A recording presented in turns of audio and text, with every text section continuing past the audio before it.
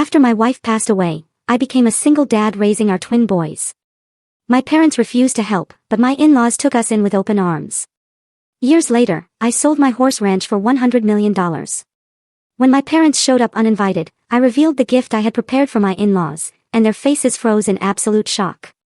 The day I buried my wife, my entire world crumbled, leaving me holding our two heartbroken babies.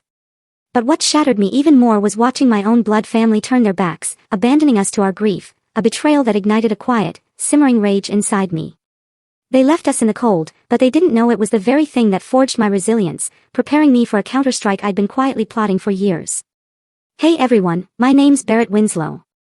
I'm 33 years old, and I live in a quiet, rural part of Kentucky.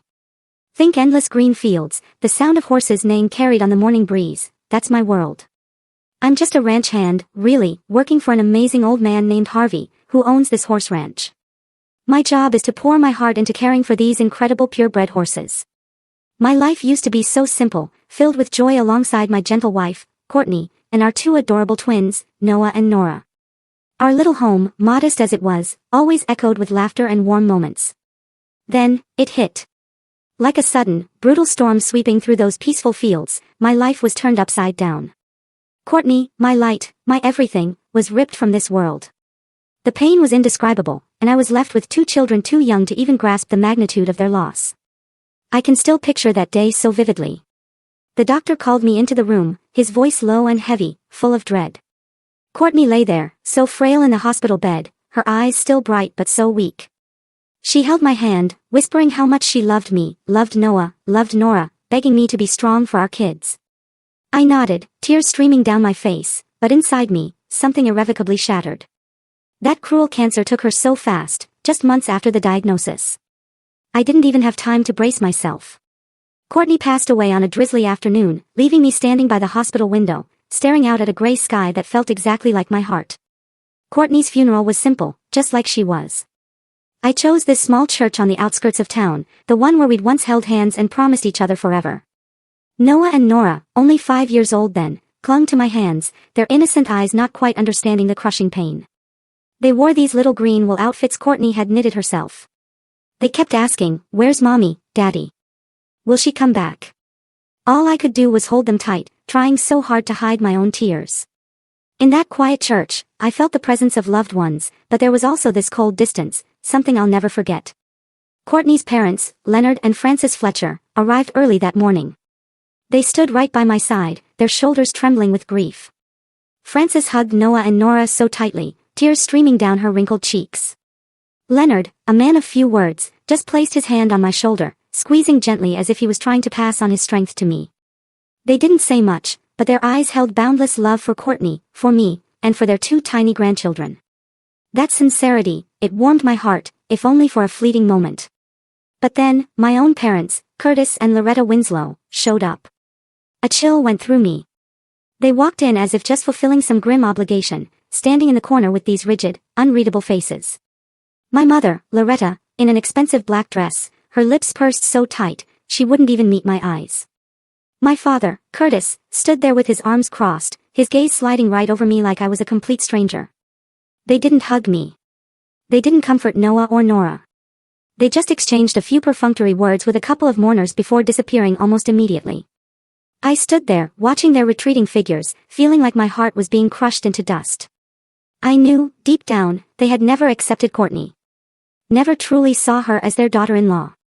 To them, she was just that poor farmer's daughter, a disgrace to the prestigious Winslow family name. The days after the funeral felt like falling into a bottomless abyss. Every morning, I'd wake up and look at the empty space beside me in bed where Courtney used to lie, and the pain would surge, fresh and brutal. I tried to stay composed for Noah and Nora, but raising two children alone. It was utterly exhausting. I was up at 4 a.m., making breakfast, getting them to school, then rushing to the ranch. The horses, once my passion, now felt like a crushing burden as I juggled work and childcare. Some nights, I'd just sit at the kitchen table, staring at a pile of bills, wondering how I could possibly keep going. Noah and Nora, despite their young age, seemed to sense my exhaustion. They'd cuddle into my arms, hugging me so tight as if they were afraid I'd disappear too, just like their mother. One day, Nora looked up at me with those big, round eyes and asked, "Daddy, is Mommy mad because I wasn't good?" Is that why she left us? I hugged her fiercely, fighting back tears, telling her their mother loved them more than anything, that she was just in a faraway place, watching over them. But deep down, I kept wondering, how can I ever replace Courtney as their pillar? How can I do this? The pressure grew heavier. I started losing sleep. My mind was weary, my body drained. Some days, I stood in the stable, holding the reins, my vision blurring from sheer exhaustion. I knew I couldn't go on like this. Couldn't bear it all alone. In my desperation, I thought of turning to the only family I had left to rely on. My parents. Curtis and Loretta Winslow. I had never wanted to ask for help. My pride was something I held dear. But for Noah and Nora, I was willing to set aside my ego. One afternoon, I drove to my parents' elegant house on the outskirts of Louisville. That house, with its white picket fence and perfectly trimmed garden, always felt foreign to me, even though it was where I grew up. When I knocked, my mother, Loretta, opened the door. Her eyes flickered with surprise, but not an ounce of warmth. "Barrett, what are you doing here?" she asked, her voice chillingly cold. I took a deep breath, trying to keep my voice steady. "Mom, I need help. I'm raising Noah and Nora alone. I'm exhausted. I was just hoping you and Dad could help a little. Maybe watch the kids or something." Loretta looked at me, her expression completely unmoved. "Barrett, you know we're busy. We're taking care of Miguel's kids. Your brother needs us more right now. Besides, you chose your path, didn't you? When you married that girl," she trailed off, but I understood. That girl was Courtney, the woman they never accepted. I stood there, feeling like a knife had just pierced my heart. I turned to my father, hoping he'd say something, anything, but he just shook his head, his voice low. "Barrett, you're a man. You need to handle this yourself. Don't bother us." I don't even remember how I left that house. My mind was just an echo chamber of their cold words, mixed with old memories. From the moment I'd brought Courtney home to meet them, my parents had outright rejected her. They said she wasn't good enough, that a poor farmer's daughter like Courtney would drag me down and tarnish the Winslow family name.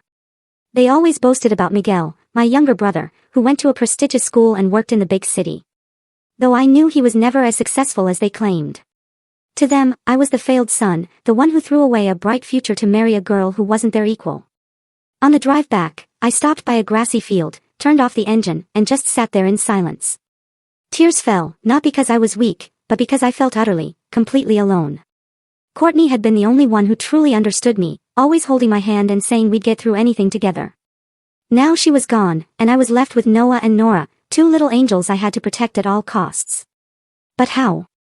When even my own family had turned their backs on me. I returned home and held Noah and Nora tightly. They slept soundly, completely unaware that their father was battling such pain and despair. In the darkness, I whispered to Courtney, as if she were still there. "What do I do, my love? How can I be strong enough to keep our children safe?" There was no answer.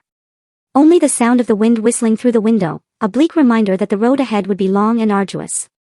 I didn't know that in those darkest days, a small glimmer of light was waiting for me. Not from my own family, but from those I never expected would become my strongest support. After that day, I left my parents' house with a heart heavy as stone. I felt like a lost soul in a barren field, with nowhere to hold on. Noah and Nora were the only reason I didn't collapse, but I knew I couldn't go on alone. I needed someone, anyone, to help me stand up and move forward. And then I thought of Leonard and Frances Fletcher, Courtney's parents. I hesitated for a long time before calling them. Leonard and Frances lived in a small house deep in rural Kentucky, where winding red dirt roads cut through fields of wheat and corn. Courtney had once told me that her parents weren't wealthy, but they had big hearts, always ready to share what little they had. I feared becoming a burden. But the image of Noah and Nora, their innocent eyes looking at me every night, left me no other choice. I picked up the phone, my hands trembling, and dialed their number. "Barrett?" Frances's voice came through, warm but tinged with concern. "Is something wrong, dear?" I took a deep breath, trying to keep my voice steady. "Mom, I don't know how to say this, but I'm really struggling. I can't take care of Noah and Nora alone. I need help." There was a pause on the other end. Then Frances spoke, her voice choked with emotion. "Barrett, you don't need to say anything more. Just bring the kids here. Our home is your home." Her words were like a warm breeze, finally easing the icy grip around my heart. I packed a few clothes for myself and the kids, loaded them into the old pickup truck, and drove straight to Leonard and Frances's house. The drive took over an hour, but it felt like a lifetime. I was anxious, wondering if I was doing the right thing, if I was taking advantage of their kindness. But when I pulled up to the small wooden house with its porch covered in climbing vines, Frances was already there. Her arms opened wide, her eyes shining with sincerity. "Come in, Barrett," she said, hugging me tightly as if I were her own son. Leonard stood behind her, his silver hair falling over his forehead, offering a gentle smile. He stepped forward, patted my shoulder, and then bent down to hug Noah and Nora, who nestled into his arms as if they'd done it 1,000 times before. Leonard and Frances's house wasn't grand, just a 2-bedroom wooden home with creaky floors and the faint smell of freshly baked bread wafting from the kitchen. But from the moment I stepped inside, I felt a warmth I'd lost since Courtney's passing. Frances immediately went to the kitchen, preparing a simple but hearty dinner: mashed potatoes, stewed beans, and a plate of golden fried chicken. Noah and Nora, who had been so withdrawn after those mournful days, began to chatter as Frances shared stories about Courtney's childhood, about how she used to run through the fields chasing rabbits. "Courtney was a lot like little Nora here," Frances said, ruffling Nora's hair, her eyes sparkling. "Just look at the way she smiles. It's just like her mother's." I sat there watching the scene and felt my heart soften. But at the same time, the pain resurfaced as I realized the stark contrast between my in-laws and my own parents. Curtis and Loretta had never hugged Noah or Nora like that, never sat down to tell them stories or simply ask how they were. They always kept their distance, as if the kids were proof of my mistake in marrying Courtney. But here, in this small house, Leonard and Frances treated me not just as a son-in-law, but as a true son. In the days that followed, I officially moved in with my in-laws. They refused to let me pay rent or cover any expenses, despite my insistence. "Barrett, you're family. No matter what happens, you belong here," Leonard said, his voice firm. "Family doesn't keep score." Frances took on caring for Noah and Nora like a true mother. Every morning, she woke up early to prepare breakfast, usually toast with homemade strawberry jam, and braided Nora's hair while teaching Noah how to tie his shoelaces. Leonard, despite his age, patiently drove the kids to school in his old pickup truck. One day, I saw him sitting under an oak tree in the yard, teaching Noah how to carve a small wooden boat, while Nora eagerly colored it with crayons. Watching that scene, I couldn't hold back my tears. This was what Courtney had always wanted for our children, to grow up surrounded by love in simple but meaningful moments. I continued working at Harvey's horse ranch. The work was still grueling, but coming home each evening, I no longer felt alone. Their stories not only helped me forget my exhaustion, but also gave me a renewed sense of strength, the strength of family. But I didn't always feel at ease. Some nights, when Noah and Nora were fast asleep, I sat alone on the porch, staring out at the dark fields. The pain of losing Courtney lingered like a wound that never healed. And then memories of my parents' coldness would resurface, leaving a bitter taste. I recalled the last time I begged for their help. The indifference in Loretta's eyes, the detached tone in Curtis's voice. The contrast between Leonard and Frances's boundless love and my parents' utter distance made me both immensely grateful and deeply heartbroken. One evening as I sat on the porch, Frances came out, carrying an old blanket and draping it over my shoulders. "It's chilly out here, Barrett," she said, then sat down beside me. I didn't say anything, just lowered my head. "What's on your mind, dear? If you can share it with me," she asked gently. I sighed, my voice barely a whisper. "I don't understand why my own parents treat me like this. I've tried to do everything right, but to them, I'm never good enough. And you too. You treat me like your own son, even though I'm just your son-in-law. I don't know how to repay you." Frances placed her hand on mine, her eyes gentle but resolute. "Barrett, you don't owe us anything. You're Courtney's husband, the father of Noah and Nora. To us, you're already part of this family, and family doesn't need repayment. Just love is enough." Her words were like a flame warming my heart. I looked at her, then out at the fields where the moonlight cast silver rays across the ground. In that moment, I made a silent vow to myself, to Courtney, and to Leonard and Frances. One day, when I was strong enough, I would repay them. I would care for them, honor them as they had opened their arms to save me and my children in our darkest days. I would do everything to ensure Noah and Nora grew up in a complete family, even without their mother by their side. The Fletcher family, despite their simple life, was always overflowing with love.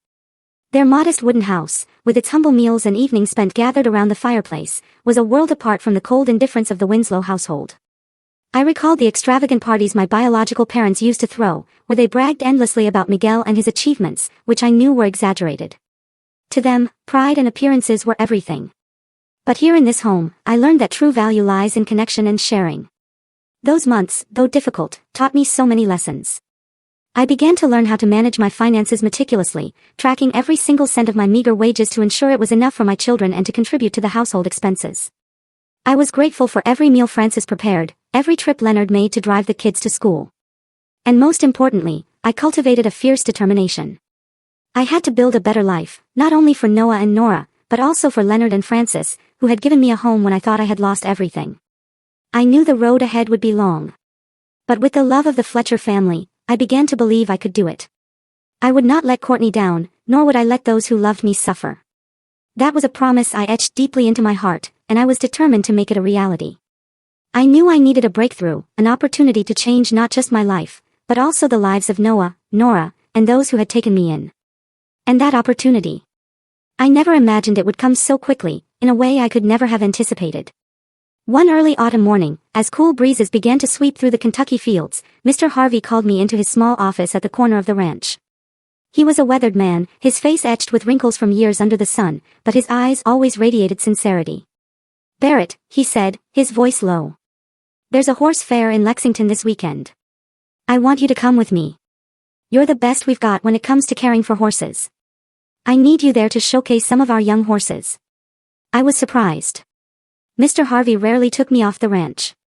My work usually revolved around the stables, not major events like the Lexington Horse Fair where wealthy people, horse traders, and investors gathered.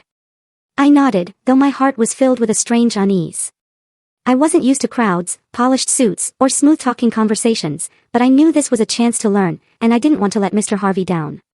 When the day of the fair arrived, I wore the cleanest shirt Francis had carefully ironed for me, put on an old straw hat, and followed Mr. Harvey to Lexington. The fair was buzzing with energy, the sound of horses neighing mixed with laughter and chatter, the smell of hay mingling with the aroma of food from the stalls. Purebred horses were paraded, their coats gleaming in the sunlight, and the crowd applauded each time one galloped by. I stood by Mr. Harvey, helping him introduce a few of our young horses, answering questions from clients about their care and training. I did it naturally because for me, horses weren't just work. They were my passion. While checking the hooves of a young horse, I heard a deep, warm voice behind me. "You handle those horses with great care.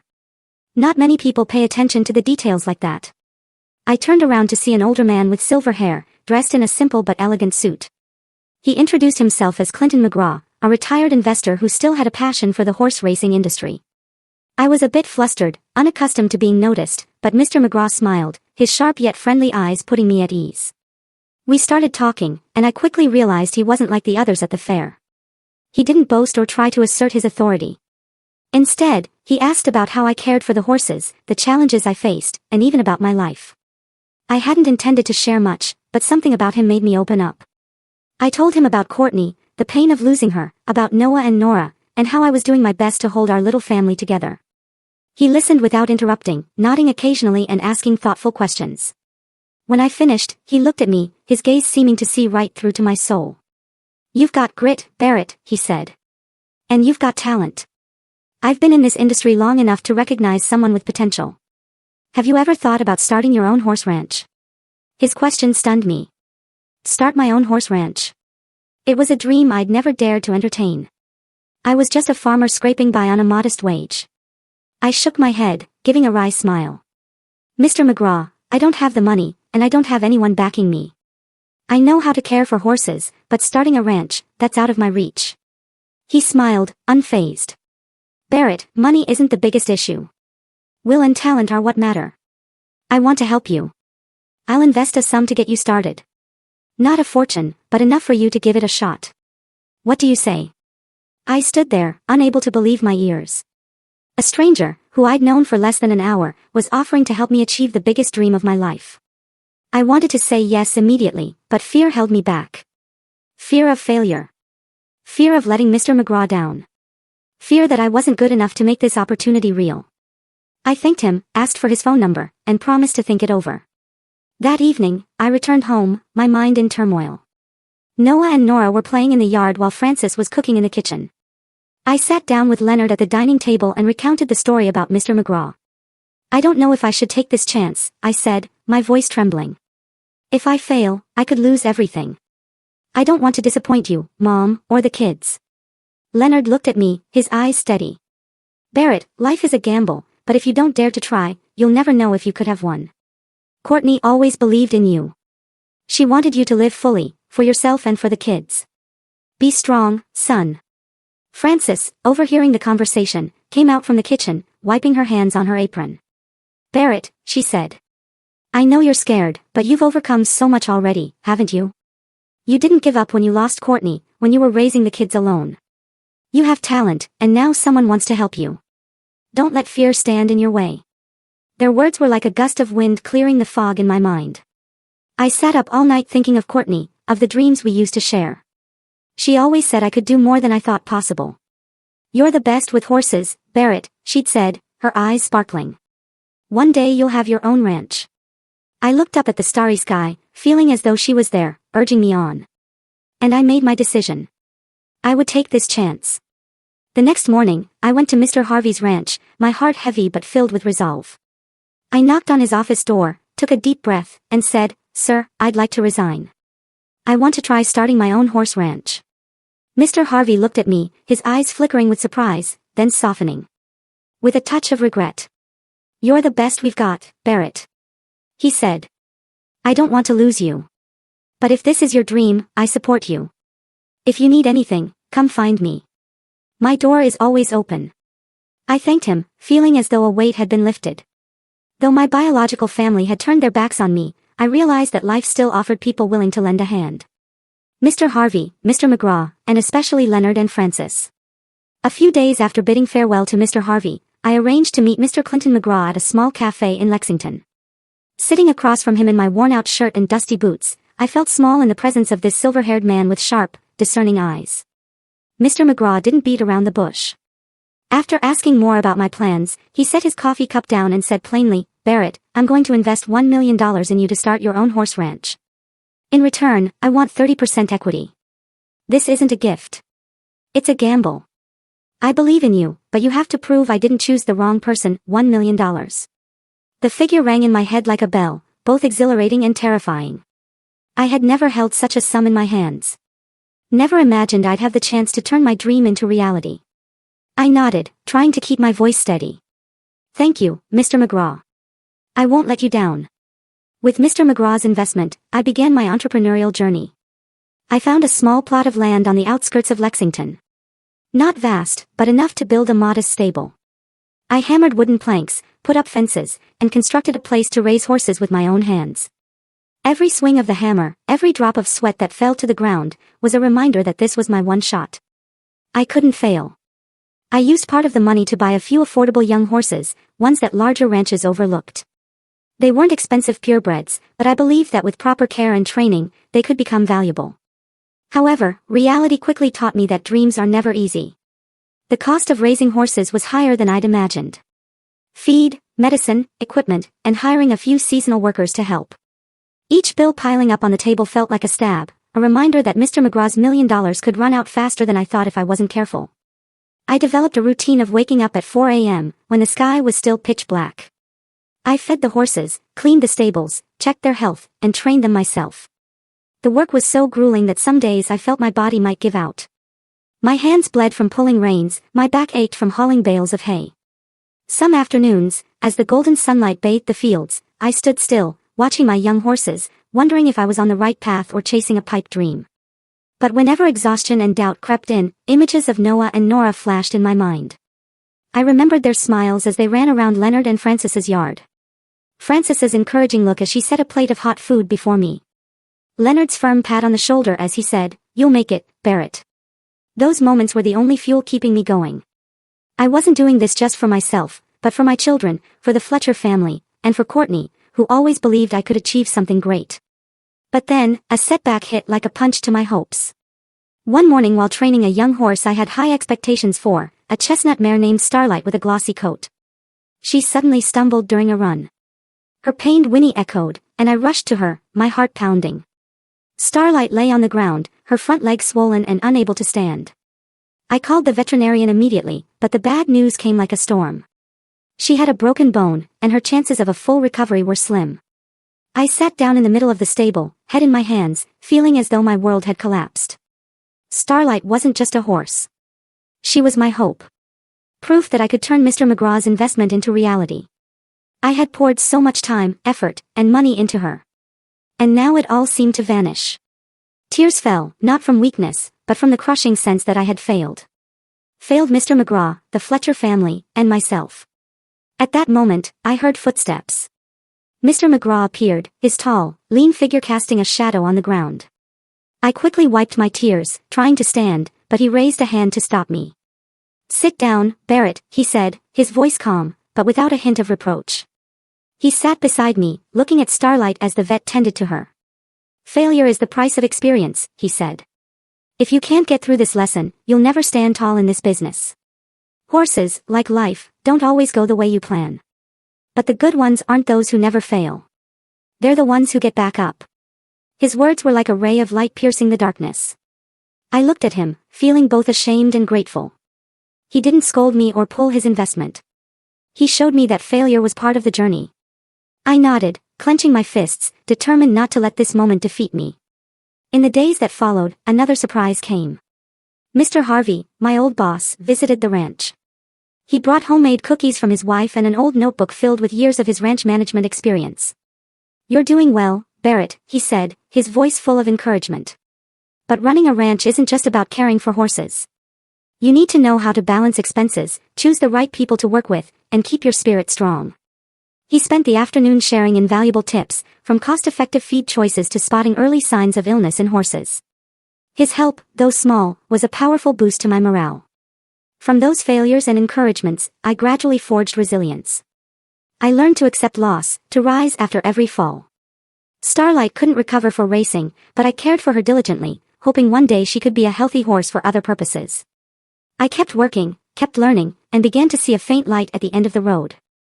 My small ranch, though still rough around the edges, was slowly becoming a place of promise. Each day, I rose before the sun, when the stars still twinkled in the Kentucky sky. I stepped into the stable, breathing in the scent of hay and damp earth, feeling my heart beat in rhythm with the breaths of the horses. I had learned to manage my time more tightly, breaking tasks into smaller pieces to avoid being overwhelmed. I cared for each young horse with the same meticulous attention I gave to Noah and Nora. I spent hours training them, observing every stride, every flick of their tails, searching for ways to unlock their potential. In those moments, watching them gallop across the small field, I felt a quiet pride, as if I were building something greater than myself. After months of struggle, those efforts began to bear fruit. One afternoon, I took Dusty, a silver-gray stallion, to a small local race. It wasn't a grand event like the Lexington Fair, just a competition for small ranches in the area. I didn't expect much, only hoping Dusty would get a chance to test himself, and I could learn more. But as the race began, I stood by the fence, heart pounding, watching Dusty surge forward, overtaking competitors with a strength I hadn't anticipated. When he crossed the finish line in third place, the crowd clapped, and I stood there, stunned, hardly believing my eyes. It was my first victory, modest though it was, but to me, it was like a ray of sunlight piercing through dark clouds. Word of Dusty's performance spread quickly through the tight-knit community of horse breeders in Kentucky. My name, Barrett Winslow, began to be mentioned, not as a hired farm hand, but as a promising horse trainer. Opportunities for partnerships and business started to trickle in. One morning, as I was cleaning the stables, a middle-aged man drove up to the ranch. He introduced himself as the owner of a small ranch on the outskirts and asked me to train one of his young horses. "I heard about your Dusty," he said, his eyes full of confidence. "You've got talent. I want to see what you can do with my horse." I could hardly believe my ears. For the first time, someone had sought me out, trusted me, and was willing to pay for my skills. I agreed, though inwardly I worried about meeting expectations. But as the man left, I stood in the stable, gripping the reins tightly, feeling as though a new door had just opened. Soon after, a few others approached me, asking about buying horses or hiring me to train theirs. Revenue began to come in. Not much, but enough to cover some expenses and ease the financial pressure. For the first time in months, I felt like I could breathe. These changes didn't just happen at the ranch. Noah and Nora, now a bit older, became an integral part of my life here. On weekends, when they didn't have school, they'd scamper out to the ranch, carrying little buckets to help me feed the horses. Noah loved standing beside me, learning to brush Ember, one of the horses, while Nora perched on the fence, scribbling colorful drawings of the horses. One day, Nora handed me a drawing, a golden-coated horse with a man in a straw hat, standing beside two small children. "This is you, Noah, and me," she said, beaming. "We're a team, right, Daddy?" I hugged her, tears welling up. "That's right, sweetheart. We're a team." Watching Noah and Nora grow up amid these hardships, I realized that despite material struggles, they had a home. Not just with Leonard and Francis, but here among the stables and fields. The ranch wasn't just my dream. It was a place where I wanted my children to learn that life, though tough, is always worth fighting for. Leonard and Francis, seeing my progress, couldn't hide their pride. One evening when I returned home, Francis pulled me out to the porch where she and Leonard were sipping tea. "Barrett," she said, her eyes sparkling. "Today I heard the neighbors talking about you. They said you're making something of that ranch. I'm so proud." Leonard nodded, adding, "You're not just our son-in-law. You're our son." Their words left me speechless. I bowed my head, trying to hide my emotions. "I don't know how to thank you both," I said. "Without you, the kids and I wouldn't have made it to today." Frances took my hand, her voice gentle. "Don't say that. We're family." Their words filled me with indescribable happiness. In the days that followed, my life seemed to take on brighter colors. One day, Mr. McGraw visited the ranch. He walked in, surveying the stables, his sharp eyes tinged with satisfaction. "You're doing well, Barrett," he said, pausing to pat Dusty. "I heard about your win at the race. It's a good start, but remember, this is just the beginning. Reputation is what keeps clients coming back. Keep working hard and you'll go far." Mr. McGraw's encouragement was like a gust of wind fueling my resolve. I knew he hadn't just invested money in me. He'd invested his trust, and I was determined not to let him down. At the end of the day, as the sun set, I stood in the stable, surrounded by the scent of hay and the sound of horses neighing. I let out a sigh of relief, feeling as though a weight had been lifted. The road ahead was still long, and challenges awaited, but at least I had taken my first solid steps. I looked out at the fields where the sunset painted the sky golden and whispered to Courtney, "Do you see, love? I'm doing it. For you, for our kids, and for our family." In the days following Dusty's victory, my small ranch began to take new strides. I poured my heart into training Ember, the horse Noah adored. She was a mare with a fiery red coat and deep black eyes that shone like coal. I saw her latent strength from our first training sessions. I spent hours each day working with her, refining her strides, teaching her to navigate small obstacles. Then an opportunity arose when a larger race was held in the neighboring county, drawing ranches from across Kentucky. I entered Ember, not daring to hope for too much, but deep down I believed she could do something special. On race day, I stood by the fence, hands clenched, heart pounding. When the starting gun fired, Ember surged forward, her strides powerful and resolute. The crowd cheered, and I could barely breathe as I watched her overtake one competitor after another. When Ember crossed the finish line in second place, I shouted, unable to contain my emotions. It wasn't just Ember's victory. It was mine. A triumph born from months of exhaustion, sleepless nights, and the faith I had placed in myself. News of Ember's success spread like wildfire across the dry plains. The local paper began mentioning my name, Barrett Winslow, as an inspiring story. A man who started with nothing, lost his wife, raised 2 children alone, and was now the owner of a promising horse ranch. One morning, as I fed the horses, a young reporter from the local newspaper showed up. She carried a camera and a friendly smile, asking about my journey. I was awkward, unaccustomed to attention, but I opened up about Courtney, Noah, and Nora, the tough days, and how the Fletcher family and Mr. McGraw had helped me stand again. When the article was published, people started calling my place Winslow Ranch, as if it had become a trusted name in Kentucky's horse breeding community. I felt proud, but also astonished. Just months ago, I was a desperate man, unsure of what tomorrow would bring. Now I had a small ranch, a growing reputation, and a modest income that let me breathe easier. But just as I began to see a glimmer of light, a shadow from my past unexpectedly returned, my biological family. That afternoon, as I was checking the fences around the stable, a sleek car pulled up at the gate. I squinted and immediately recognized my parents' car, Curtis and Loretta Winslow. They stepped out along with Miguel, my younger brother, whom I hadn't seen since Courtney's funeral. I stood tall, trying to stay calm. But inside, a storm of emotions churned. What were they doing here? After years of coldness, after turning their backs when I needed them most, why were they showing up now? "Barrett," Loretta began, her voice artificially sweet. "We heard you're doing well. We just wanted to visit, see how you and Noah and Nora are doing." I nodded politely, inviting them in. Noah and Nora were playing in the yard, and when they saw their grandparents, they hesitated, not running to hug them as they did with Leonard and Francis. I led them into the small house near the ranch where the kids and I stayed when not at my in-laws. Curtis looked around, his eyes scanning the simple wooden walls as if appraising the place's worth. "This ranch? It looks decent," he said, his tone attempting warmth, but carrying an undercurrent of condescension. "You're my son. No matter what, you should remember your roots. Family is the most important thing, you know." I sat there, hands gripping the edge of the table, feeling as though my chest was being crushed. Roots. Family. Those words rang in my head like a bitter joke. I remembered the day I stood at their door begging for help after Courtney's death, when Noah and Nora were too young to understand their loss. Back then, Curtis had looked at me with cold eyes, telling me to handle it like a man. Now, as Winslow Ranch gained recognition and the press hailed me as an inspiring story, they showed up talking about family as if they had never turned away. Loretta, in her expensive silk dress and meticulously styled hair, chimed in, her voice sweet but laced with reproach. "Barrett, really?" she said, fidgeting with her glossy leather purse, as if to mask her unease. "You haven't visited us in so long. We've been worried about you. You've been busy with the ranch, but family is still where you belong, isn't it?" I looked at her, struggling to keep my face composed. But inside, anger surged.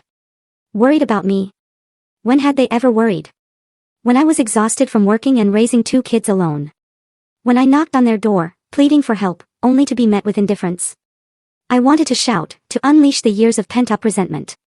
But I glanced at Noah and Nora, sitting quietly in the corner, their wide eyes watching me with concern. For their sake, I had to stay calm. But Miguel, my brother, seemed intent on pushing further. He sat across from me, hands clasped tightly, his forced smile failing to hide his tension. "Barrett," he said, trying to sound friendly. "I heard your ranch is doing great. The Louisville race, the article in the Lexington Herald, you're really making waves. I was thinking maybe we could work together. I've got some ideas. With a bit of capital, we could scale things up. Brothers working together, we'd be unstoppable." I looked at Miguel, and for the first time, I saw the falseness in his eyes. Miguel, whom my parents always touted as their pride. But I knew he'd failed in his city business ventures. Now he was here, not to congratulate me, but to take advantage. The pressure from them grew heavier, like an invisible wall boxing me in. Curtis kept talking about family duty. Loretta sighed, blaming me for keeping my distance, and Miguel repeated his partnership pitch with increasing urgency. I felt cornered, my heart pounding, my mind reeling with anger and disappointment. At that moment, a small but resolute voice broke through the stifling air. "Noah." My 7-year-old son sprang up from his wooden chair, fists clenched, eyes blazing with determination. "You don't care about Dad," he said, his voice trembling but resolute, like a small flame flaring in a storm. "When Mom died, Dad came to you for help, but you didn't want him. You only cared about Uncle Miguel. Now that Dad's doing well, you show up. You just want his money." The room fell silent, as if time itself had frozen. I stared at Noah, stunned by my son's courage. His messy brown hair and clear eyes stood defiant, small but unyielding, as if carrying Courtney's indomitable spirit. In his gaze, I saw my wife. Her honesty, her refusal to bow to injustice, her fearlessness in the face of deceit. My heart ached with both pride and sorrow, realizing a 7-year-old had spoken the words I should have said long ago. Curtis and Loretta paled. Curtis opened his mouth but couldn't speak, glaring at Noah with a mix of anger and embarrassment. Loretta clutched her purse tightly, her lips pursed as if trying to suppress her shame. But Miguel, his face red with fury, leapt to his feet, pointing at Noah. "You disrespectful brat," he shouted, his voice shrill. "How dare you talk to your grandparents like that? No manners at all." His words were the final straw. I could no longer stay silent. I stood, stepping in front of Noah, shielding my son. I looked straight into the eyes of Curtis, Loretta, and Miguel. My voice firm and unwavering. "Enough. Noah's right. When I needed you most, when I lost Courtney, when I was raising 2 kids alone, you turned your backs. You never treated me like family. I don't need you anymore. I want you to leave. Now." The air in the room was heavy as stone. Curtis stared at me, his eyes flashing with anger and shame, but he said nothing. Loretta looked down, her hands trembling as if wanting to speak, but unable to. Miguel muttered a curse under his breath and stormed out, the wooden door slamming behind him. Curtis and Loretta slowly stood, avoiding my gaze, avoiding Noah and Nora, and left in silence. The sound of their car engine faded into the distance, leaving a heavy but liberating quiet. I knelt down, hugging Noah tightly, feeling his small heart pounding in his chest. "Thank you, son," I whispered, my voice choked. "You were so brave." Noah nestled into me, silent, but I knew he understood he had just protected our little family. Nora ran over, wrapping her arms around me, and in that moment, I felt a new strength, the strength of love and unity. But deep inside, it pained me to realize that my biological family, whom I once hoped would be my support, only came when they smelled money and fame. They were no longer my family. My true family was Noah, Nora, Leonard, Francis, and those who stood by me when I had nothing but pain and empty hands. After the confrontation with my biological family, I threw myself back into work at the ranch, trying to focus all my energy on the horses. Ember continued to bring in victories, not just at local races, but also at larger competitions where prestigious ranches gathered. Another horse, Rusty, began showing potential, taking first place in a race in Louisville. The name Winslow Ranch grew more recognized, and I received more contracts, from training horses for other ranches to selling the young horses I had raised. Each deal was a step forward, helping me stabilize finances and expand the stables. But I never expected that these successes would catch the attention of a major player in the horse racing industry. Equine Ventures. A name revered by anyone in the business. One morning, as I was checking Rusty's health, a sleek black car pulled up at the ranch gate. Two men in suits stepped out. One introduced himself as James Carver, CEO of Equine Ventures. They didn't beat around the bush. After touring the ranch, admiring the horses and hearing about my training methods, Carver looked me in the eye and said, "Barrett, we're impressed with what you've done. Winslow Ranch is a rough diamond. We want to buy the entire operation for $100 million. You'd stay on as manager, at least until you're 60. What do you say?" I stood there stunned, feeling the ground shift beneath me. $100 million. The number rang in my head like a bell, so overwhelming it left me dizzy. I had never imagined hearing such an offer, not for a farmer like me. I mumbled a thank you, asked for time to think, and watched them leave, my mind still reeling. That night, I couldn't sleep, wrestling with chaotic thoughts. $100 million could change everything. I could secure a future for Noah and Nora. Top schools, a life free from financial worries. I could repay Leonard and Francis, buy them a comfortable home and ensure they enjoyed their later years. But at the same time, I was afraid. Winslow Ranch was my life's work. The dream Courtney and I had cherished. If I sold it, would I lose my freedom, my control over the horses I poured sweat, blood, and tears into raising? Would I still be myself, or just a cog in a corporate machine? In the days that followed, I agonized over the decision. I didn't want to make it alone, so I turned to those I trusted most. First, I went to Leonard and Francis. I sat with them in their kitchen, recounting the entire story. Frances listened, her hands clasped tightly, her eyes gentle, but tinged with concern. "Barrett," she said. "I know the ranch is your heart and soul. But think of Noah and Nora. An opportunity like this doesn't come twice. You could do so much for them, for yourself." Leonard nodded, his voice low but steady. "You've built something incredible, Barrett. Whatever you decide, we'll support you. The important thing is that you hold on to your love for horses, for this work." Their advice gave me much to ponder, but I was still uncertain. I drove to meet Mr. Harvey, my old boss, who always offered a grounded perspective. We sat in the familiar Lexington cafe. As I shared the story, he let out a dry laugh. "Barrett, not every farmer gets a $100 million offer. You've done what most can only dream of, but you need to decide what matters more. Keeping the ranch in your hands, or securing the best future for your family." Finally, I called Mr. McGraw. The next day he was at the ranch.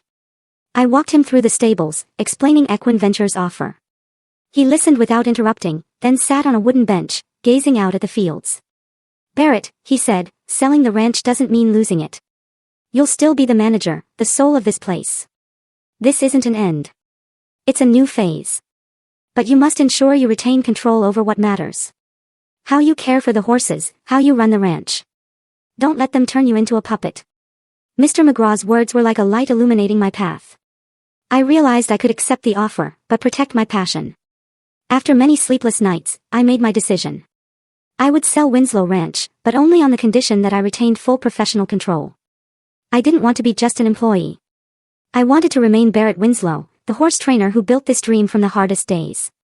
I contacted Equine Ventures, laying out my terms. After tense negotiations, they agreed.